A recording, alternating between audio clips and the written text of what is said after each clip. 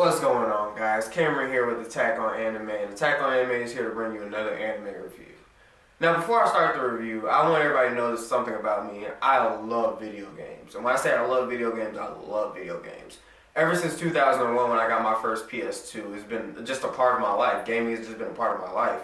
So when an anime brings the concept of a game into it, I'm instantly interested, and I have to check it out. So your Sword Art Online or Log Horizons instantly pique my interest because they have the concept of gamings. And when I hear the main character strategizing or just doing a tactic run, I'm just like, okay, I can see myself doing that in the game. I'd probably go about it a little differently, but I can see myself doing something similar.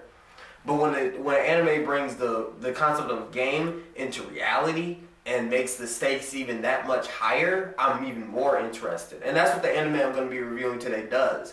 The anime is called Btooom. Now, Btooom is set in Japan, and in this area, there have been a couple of disappearances linked to these weird chain letters going around, telling people that if you want someone to disappear, write down their name, and we'll give you. It was either $10,000 or $100,000. So everybody's just like, okay, I guess if I just ate somebody enough, I'll just write down their name and make just quick, easy money.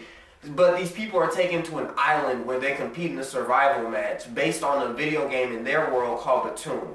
Now, Btooom is a bomb game, and it's just they have different types of bombs. They have bombs that explode upon contact or timer bombs. I'll get into deeper about what these types of bombs are a little bit later in the review. But pretty much that just sets the story of it. Now that I've given you guys the basis of the story, I'm going to jump into our two main characters. Now, the first main character we follow, his name is Ryota Sakamoto. Ryota Sakamoto is one of the #1 players in Japan in Btooom, but his ultimate goal is to become the #1 in the world. So, pretty much, he doesn't do anything besides stay at home and play this game. He doesn't work, he doesn't go to school, this is all he does.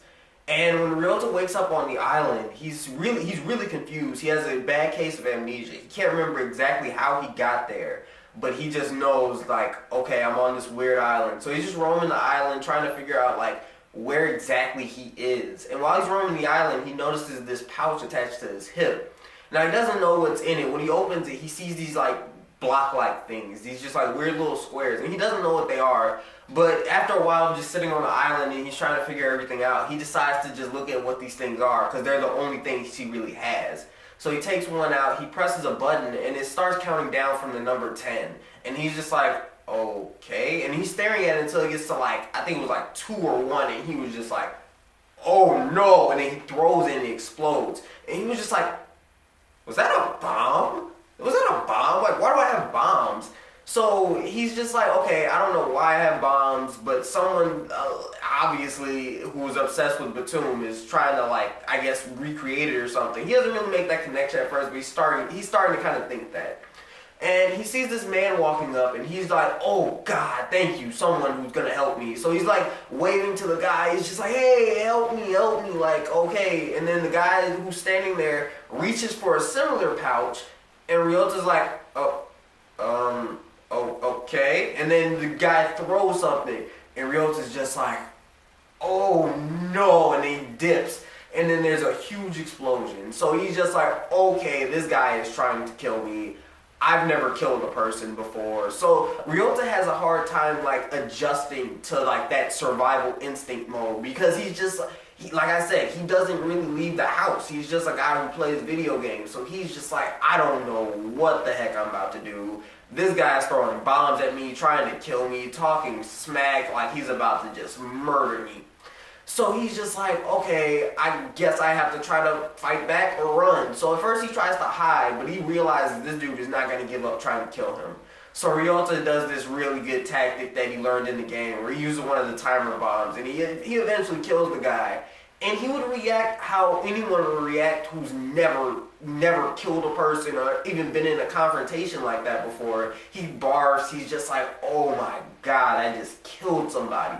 So what you notice about Ryota at this point is it's really hard for him to flip that switch and go into that survival instinct mode, but he doesn't have a choice. He's on a deserted island, on this uncharted island, and he's just no one's gonna help me. I can only help myself. I don't even know why the hell I'm here.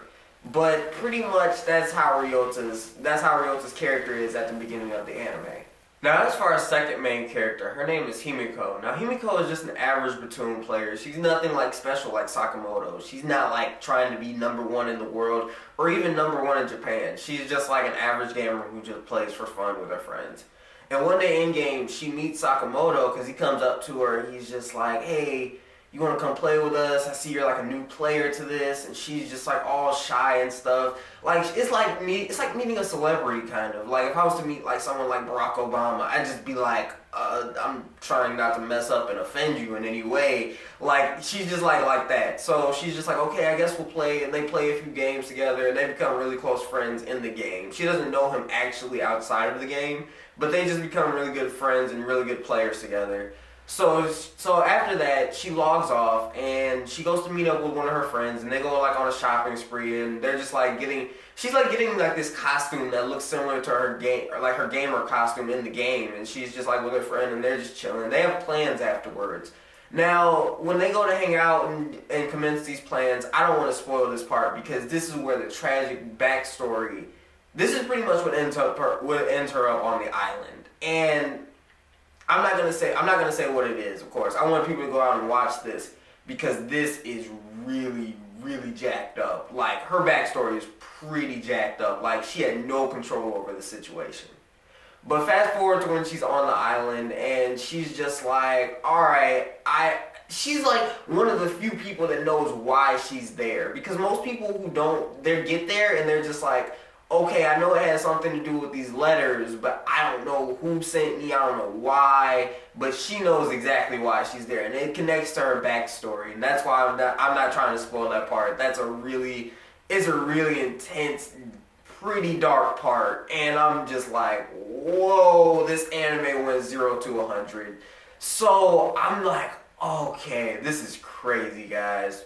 Now that I've established our two main characters for you guys, I'm going to go into one scene in particular talking about this plane ride that took place in between the time that Sakamoto got taken from his house and in between the time where he woke up on the island. So, Sakamoto at about 3 or 4 episodes in meets another player, and the player is typically nice to Sakamoto because Sakamoto doesn't really want to kill anybody. He's trying to win this game without killing anybody, which eventually he'll find out really isn't possible. But the guy's explaining to Sakamoto what happened on the plane ride because Sakamoto has no recollection of what happened at all. So we go to this flashback scene, and all the players that are on the island are gathered on this cargo plane, and there's a TV monitor in front of them with a bunch of like armed dudes standing with like tasers and guns and stuff in front of them. So they're just like, okay, I guess we just gotta stay in line until we're told what to do. And when the TV screen comes on, a guy that I'm going to refer to as the Game Master. The Game Master explains to them the rules of the game. Now, the rules of the game are pretty simple.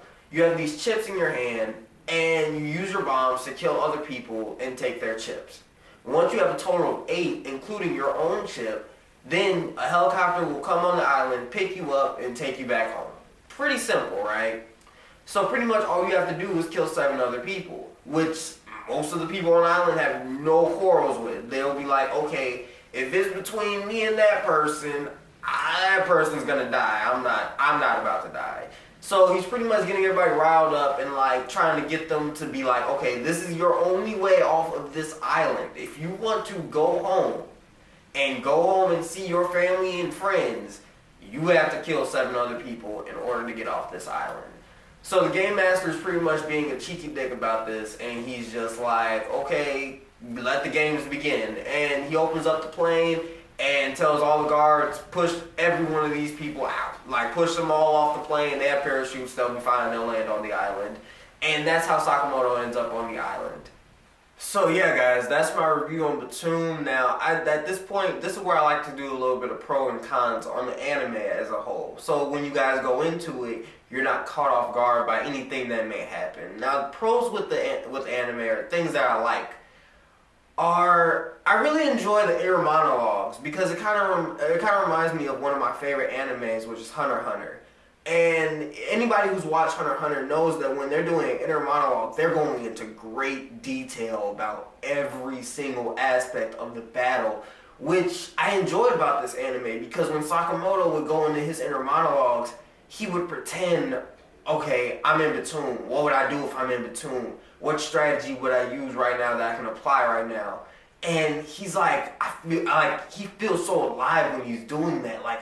And like I said earlier in this review, guys, I'm a gamer. I love video games. I'm thinking exactly how he would think. I'm like, all right, if this guy ducks left, I'm gonna duck right, and I'm gonna throw a bomb real quick and scare him off, and then throw another one and hopefully finish him off. Just strategies like that. And I'm just like, and he's just like, my reflexes are so much better than in a game, because in a game you're just using the controller, so you're limited to what the game can do. But when it's just you and you're free to do whatever you want, it brings a whole different aspect to the game. And that's one thing that I really enjoyed about this.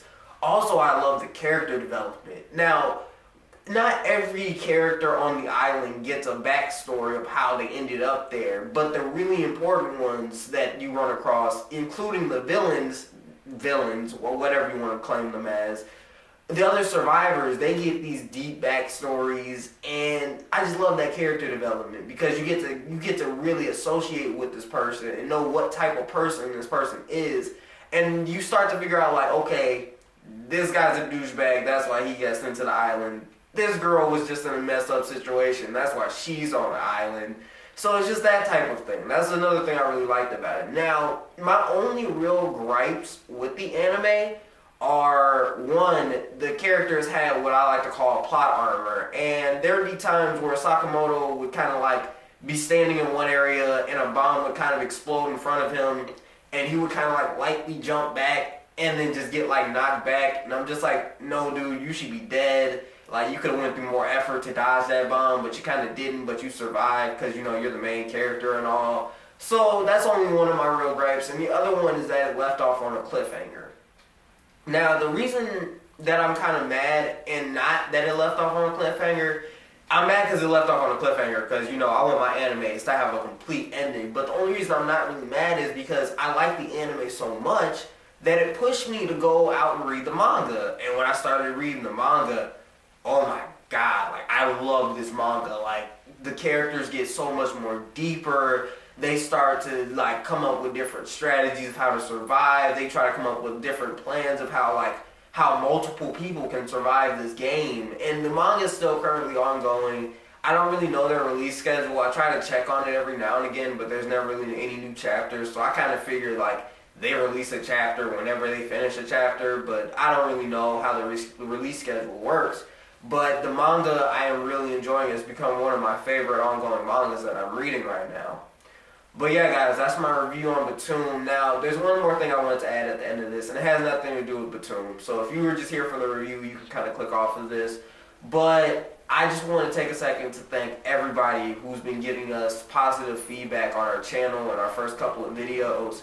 And that really means a lot to both of us, to me and Jordan, that we are reaching out to you guys and connecting with you guys about just stuff that we both love. We all love anime, and that's why we're here. And I just want to thank everybody who gave us all the positive feedback. And we look forward to bringing you guys more content and more things that you love. So until the next time, guys, like, comment, subscribe. Peace.